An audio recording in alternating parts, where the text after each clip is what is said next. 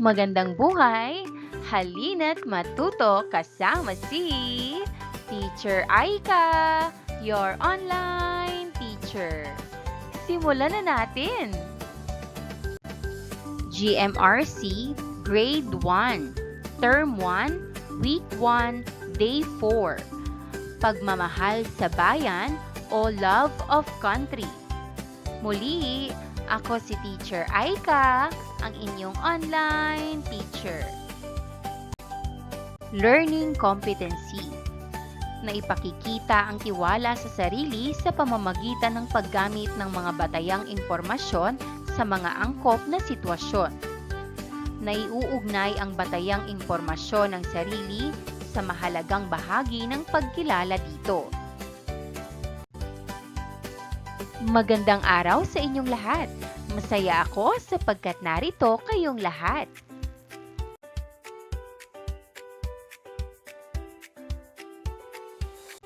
Sabayan ng inyong guro, narito ang liriko ng kanta.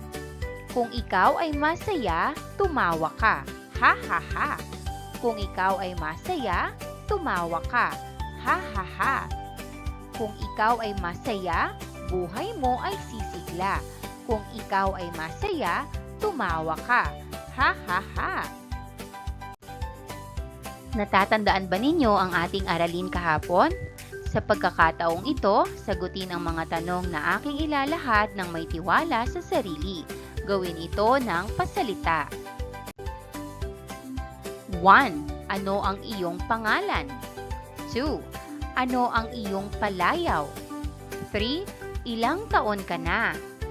4. Kailan ka ipinanganak? 5. Ano ang iyong kasarian? 6. Saan ka nakatira? 7.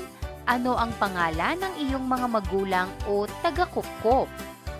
8. Ano ang iyong gusto o hilig? 9. Ano ang iyong paniniwala o relihiyon?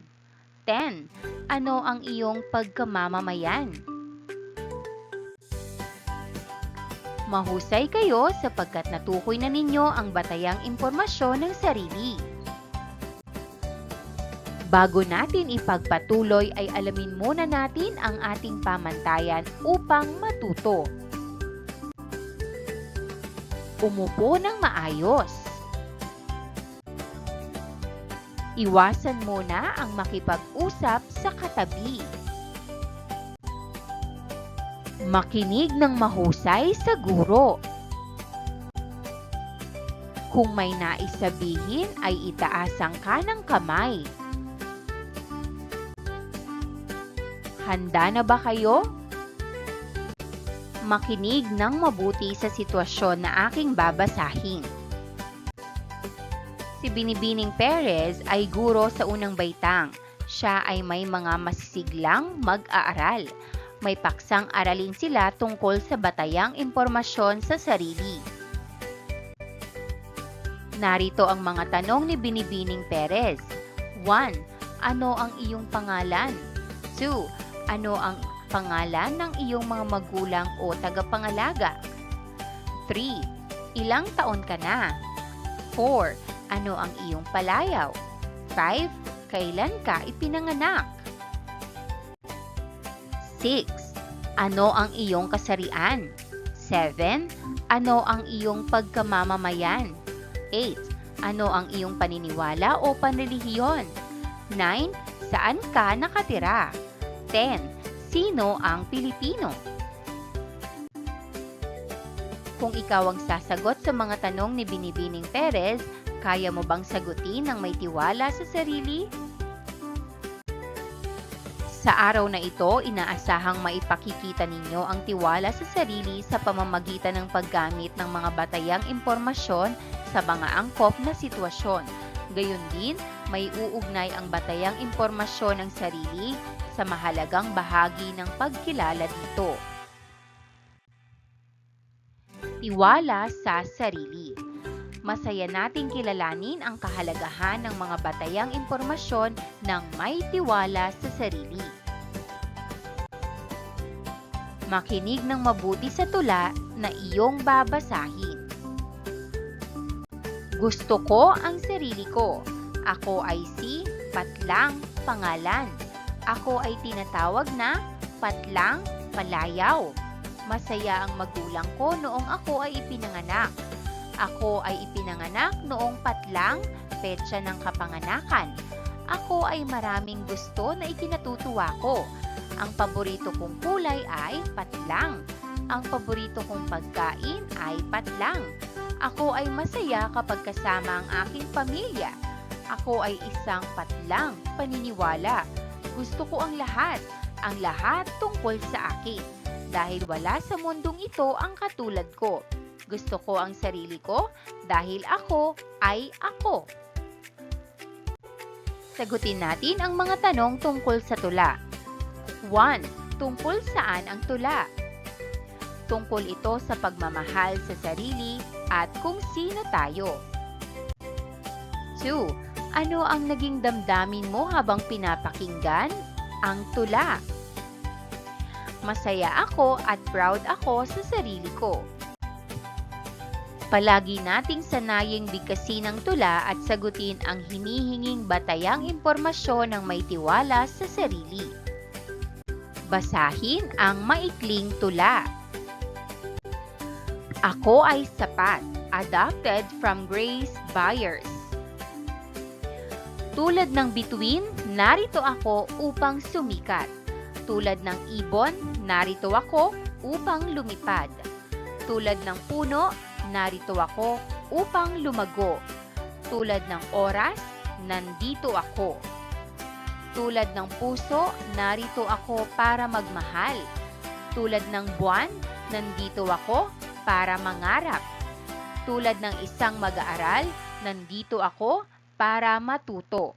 Alam kong hindi tayo magkamukha. Sa huli, hindi tayo nabubuhay sa takot, kundi sa pag-ibig.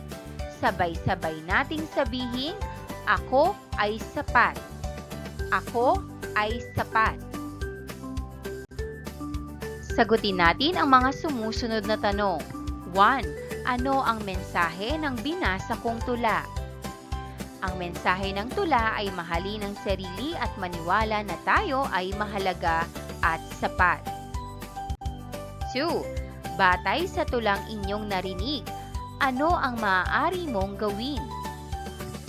Maaari kong mahalin ang aking sarili, mangarap, mag-aral at gawin ang aking makakaya. 3. Bakit tayo ay sapat? Tayo ay sapat dahil tayo ay espesyal at may kakayahan kahit hindi tayo magkakapareho. Narito ang ating gawain. Pumalakpak ng 3 beses kung tumitibay ang tiwala sa sarili at itaas ang kanang kamay kung hindi. 1. Ang tiwala ko sa sarili ay tumitibay kapag nasasabi ko ang aking pangalan. 2. Ang tiwala ko sa sarili ay tumitibay kapag nasasabi ko ang aking kasarian. 3. Ang tiwala ko sa sarili ay tumitibay kapag nasasabi ko ang aking tirahan. 4. Ang tiwala ko sa sarili ay tumitibay kapag hindi ko kilala ang edad. 5. Ang tiwala ko sa sarili ay tumitibay kapag nasasabi ko kung saan ako nakatira. Mahusay kayong lahat at naipakita ninyo na tumitibay at tumatatag ang inyong tiwala sa sarili. Mahalaga ang mga batayang impormasyon upang makilala ng maayos at mahusay ang sarili na nalilinang ang tiwala sa sarili. Sa pagkakataong ito, puna ng sumusunod na mga patlang. Gawin ito ng pasalita at pasulat. Batayang impormasyon ng sarili. Ako ay si Patlang. Ang palayaw ko ay Patlang. Ako ay 4 taong gulang. Ako ay ipinanganak noong Patlang.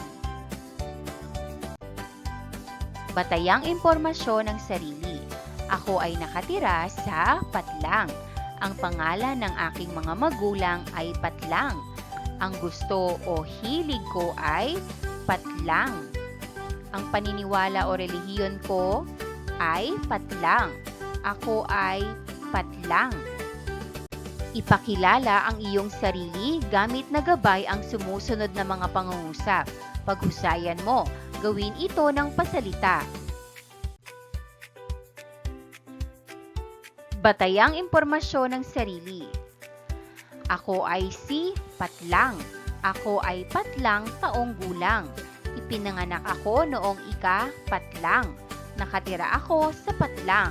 Mahilig akong kumain ng patlang. Gusto kong maging patlang. Ang aking mga magulang ay sina Patlang. Ang aking palayaw ay patlang. Ako ay patlang. Ako ay patlang. Kumpletuhin ang mga pangungusap. Isulat ang sagot sa iyong kwaderno. Batayang impormasyon ng sarili. Ako ay si Patlang. Ako ay patlang taong gulang. Ipinanganak ako noong patlang. Nakatira ako sa patlang. Gusto kong maging patlang. Sa pagkakataong ito ay gagawa tayo ng sombrerong papel. Handa na ba kayo? 1. Kumuha ng papel o maaaring gumamit ng recycled materials. 2. Isulat sa papel ang mga batayang impormasyon na iyong natutuhan.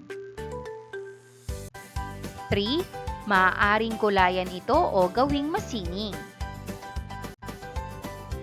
4. Tiklopin o origami ang papel upang makabuo ng sombrerong papel. Narito ang halimbawa. Sagutin natin ang mga tanong. Ano ang naging damdamin ninyo habang ginagawa natin ang gawain? Masaya at excited ako habang gumagawa ng sombrerong papel kasi nailagay ko ang aking pangalan. Bakit kailangan ng matibay o matatag na tiwala sa sarili kapag gumagawa tayo?